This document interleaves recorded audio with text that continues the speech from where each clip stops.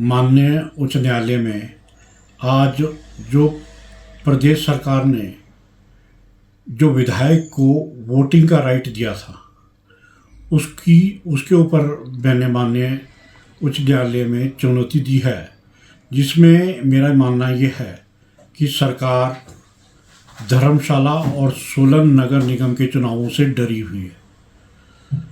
सोलन उन्हें नज़र आ रहा है, खिसक रहा है और धर्मशाला को वो भाजपा से खोसना चाह रहे हैं। और मैं आपको बताना चाहता हूँ, ना तो उन्हें सोलन में कामयाबी मिलेगी, ना उन्हें धर्मशाला में कामयाबी मिलेगी, क्योंकि इलेक्शन प्रोसेस ऑन होने के बाद जब डिप्टी कमिश्नर मंडी और डिप्टी कमिश्नर सोलन ने ये क्लैरिफिकेशन मांगा कि क्या लोकल विधायक का अधिकार है, इस वोट डालने का अधिकार है या नहीं है, तो सरकार ने उनको जवाब दिया कि इस नगर निगम के चुनाव में एक्ट के हिसाब से जो विधायक है वो वोट नहीं डाल सकता। लेकिन 2 दिनों के बाद इन्होंने कहा कि उनको विधायक को वोट देने का अधिकार है। तो हमने माननीय उच्च न्यायालय में यही मांग की है कि इन 2 दिनों के अंदर क्या ऐसा डेवलपमेंट हुआ कि भी इन्होंने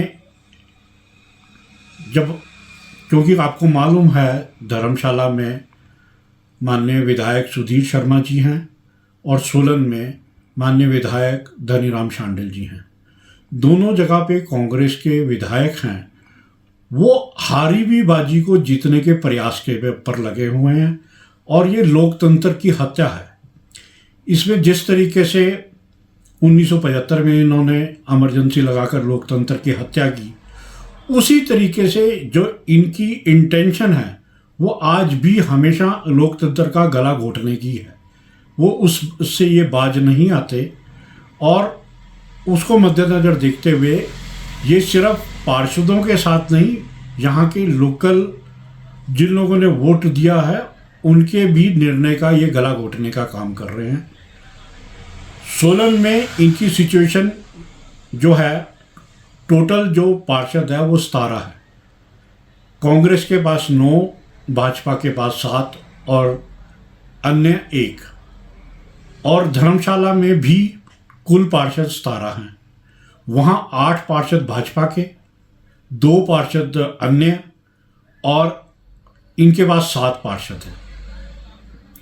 अब ये वहाँ 2 जो अन्य जो आज़ाद उम्मीदवार हैं उनको इन्फ्लुएंस करके और एक लोकल विधायक का वोट डाल के ये अपनी जीत को सुनिश्चित करना चाहते हैं। और मेरा मानना ये है, ये ना तो सोलन में कामयाब होंगे। सोलन में इनकी सिचुएशन 9 वोट की है, लेकिन आंतरिक कला की वजह से सोलन इनको खिसकता हुआ नजर आ रहा है और इसके कारण इन्होंने माननीय विधायक को ये वोट देने का अधिकार दिया, जो बिल्कुल गैरकानूनी है। और मुझे उम्मीद है कि हमें न्यायालय से न्याय मिलेगा। यदि एक वोट दे सकते तो ये अपनी जीत सुनिश्चित नहीं कर सकते। यदि एक वोट देंगे तो ये सिर्फ मैच को टाई कर सकते हैं, ये जो चुनाव है इसको टाई कर सकते हैं। यदि सपोज हमारे को सोलन में 8 वोट मिलती है या धर्मशाला 8 वोट मिलती है, तो ये अपना वोट डाल के 9 वोट वो करना चाहेंगे। लेकिन जब इनको 8 और हमारे को 8 और 9 मिल रही हैं, उनको कांग्रेस को 9 वोट मिल रही हैं, तो जीत तो उनकी सुनिश्चित है। यदि हमें 9 मिल रही हैं और उनको 8 मिल रही हैं, तो भी कांग्रेस इसमें विजय नहीं होगी। मैच इसमें जो चुनाव है वो टाई होगा। ये अपने हथकंडे ये इतना गिर गए हैं कि ये हथकंडे जीतने की तो इन्होंने अभी सोच नहीं रहे। ये तो मैच को टाई करने के लिए जो वोट का अधिकार है वो विधायकों को दे रहे।